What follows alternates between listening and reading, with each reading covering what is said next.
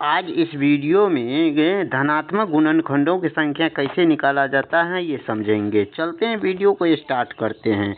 Question में यदि संख्या 333 हो तो उसके कुल धनात्मक गुणनखंडों की संख्या कितनी होगी। तो इसे सबसे बेस्ट और सबसे आसान तरीका से सोल्व करने के लिए सबसे पहले यहाँ पर जैसे 333 दिया गया है, 333 का गुणनखंड यानी फैक्टर करेंगे। तो यहाँ पर फैक्टर करते हैं, जैसे 3 से यहाँ पर करते हैं तो यहाँ पर 3 से 3 3 1, यहाँ 1 से 11 आ गया। फिर यहाँ पर 3 से लगाया 3 तिया 9, यहाँ पर कितना बचेगा 2, 3 सत्ते 21। यहाँ पर 333 का गुणनखंड क्या हो गया 3 पर पावर 2 और गुने 37 पर पावर कितना, कुछ नहीं तो 1 यहाँ पर आया है।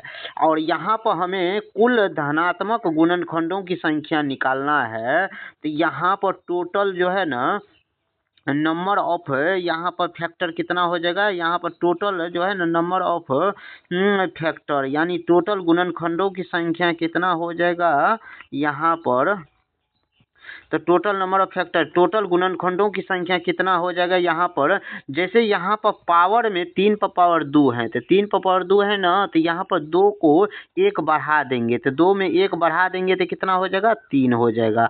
उसी तरह से यहाँ 37 पर पावर कितना है, यहाँ पर 1 है, तो इस 1 में भी 1 बढ़ा देंगे तो 1 1 कितना हो जाएगा 2 हो जाएगा। इसे गुना करेंगे तो गुना करने पर कितना हो जाएगा 3 और 2 को गुना करेंगे तो कितना हो जाएगा 6 हो जाएगा। यानी 333 में टोटल कुल कितना फैक्टर है 6 है। तो इसीलिए इस क्वेश्चन का correct answer option number B हो जाएगा। तो जैसे 333 का फैक्टर करेंगे तो 3 पर पावर 2 और 37 हो जाएगा। तो इसीलिए यहाँ पर 3 पर पावर 2 एक फैक्टर है, तो यहाँ पे 1 बढ़ा देंगे तो 2 1 3 हो जाएगा। और 37 पर पावर कितना 1 है, तो इसमें भी 1 बढ़ा देंगे तो 2 हो जाएगा। गुना करेंगे तो कितना हो जाएगा 6 हो जाएगा। इसीलिए इस क्वेश्चन का correct answer option number B हो जाएगा। अब क्वेश्चन नंबर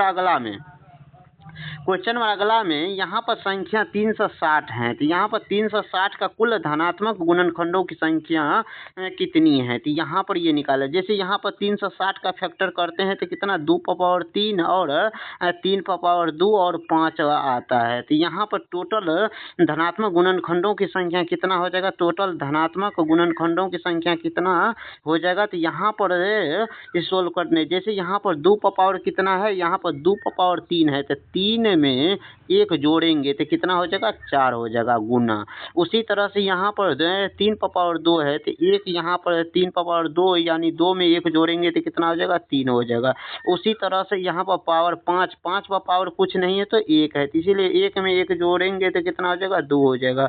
अब इसे हम गुना करेंगे तो गुना करने पर 4 तिया 12, 12 दूना 24 हो जाएगा। यानी 360 में कुल कुल फैक्टर कितना हो जाएगा, कुल धनात्मक फैक्टरों की संख्या कितना हो जाएगा 24 हो जाएगा। इसीलिए इस क्वेश्चन का correct answer option number C हो जाएगा। यहाँ पर फैक्टर निकालेंगे कैसे, जैसे यहाँ पर 360 का गुणनखंड करेंगे, 360 का गुणनखंड करें, जैसे यहाँ पर 3 से भाग देते हैं तो यहाँ पर 120 हो गया। उसी तरह से फिर 3 से भाग देते हैं तो कितना 3 चौका 12 40 आ गया। फिर यहाँ पर 5 से भाग देंगे तो 5 8 40 हो जाता है। फिर यहाँ 2 गो तो यहाँ पर फिर 4 और 2 हो जाएगा। यानी 360 में क्या सब आ गया, यहाँ पर 360 में क्या सब आ गया, सो देखिए यहाँ पर 2 का गो है 3 गो, तो इसीलिए 2 पर पावर 3 और यहाँ पर है कितना है 5, 3 क्या गो है 2 गो, तो 2 पावर 2 और गुना 5 का 8 है 1 है, तो इसीलिए यहाँ पर ऐसे फैक्टर करेंगे।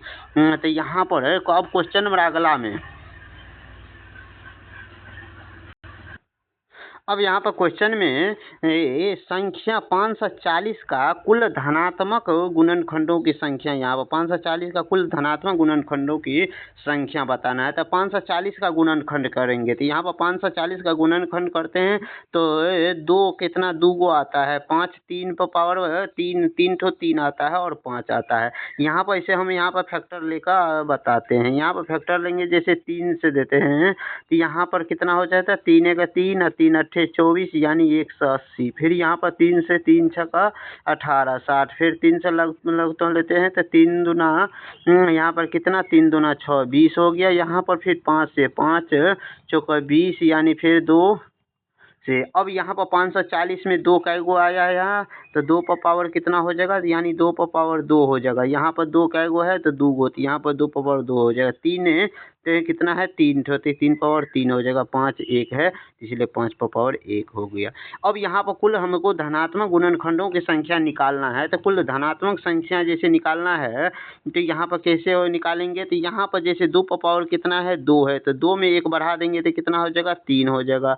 उसी तरह से यहाँ पर 3 पावर 3 है तो इसमें भी 1 बढ़ा देंगे तो 3 1 4 हो जाएगा। फिर गुना यहाँ पर 5 पर पावर कुछ नहीं तो 1 है तो 1 बढ़ा देंगे तो कितना हो जाएगा 2 हो जाएगा। अब इसे गुना करेंगे तो यहाँ पर गुना करेंगे तो गुना करने पर 3 चौका 12, 12 दूना 24, यहाँ पर 24 हो जाएगा इस क्वेश्चन का करेक्ट आंसर, जो ऑप्शन नंबर यहाँ पर सी में दिया गया है। जो अब क्वेश्चन नंबर अगला